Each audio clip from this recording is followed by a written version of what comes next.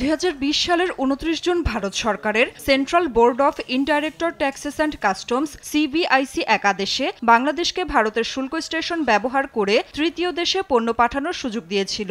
কিন্তু মঙ্গলবার হঠাৎ করে ওই আদেশ বাতিল করে সংস্থাটি। এতে বাংলাদেশি পণ্য ভারতের ভূখণ্ড ব্যবহার করে আর তৃতীয় দেশে যেতে পারবে না। বৃহস্পতিবার সচিবালয়ে এ নিয়ে সাংবাদিকদের মুখোমুখি হন বাণিজ্য উপদেষ্টা শেখ বশিরউদ্দিন। জানান, ভারত হঠাৎ সিদ্ধান্ত নিলেও বাংলাদেশের রপ্তানি বাধাগ্রস্ত হবে না।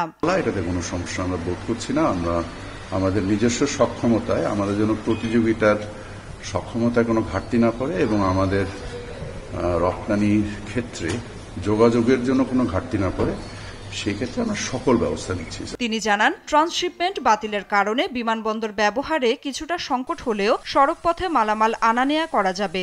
মোরলেস অ্যাবাউট 40 থেকে 50,000 টন মতো ম্যাটেরিয়াল বাই রোডে এখান থেকে ভারতের বিভিন্ন পোর্ট, বিশেষত দিল্লি, কলকাতা এবং ব্যাঙ্গালোর কিছু এই পোর্টের মাধ্যমে আমাদের রপ্তানি হতো। আমরা আশা করি যে এই ম্যাটেরিয়ালটা আমরা নিজেরাই ক্যারি করার সক্ষমতা বৃদ্ধির মাধ্যমে আমাদের এই সমস্যা অতি দ্রুত সমাধান করব।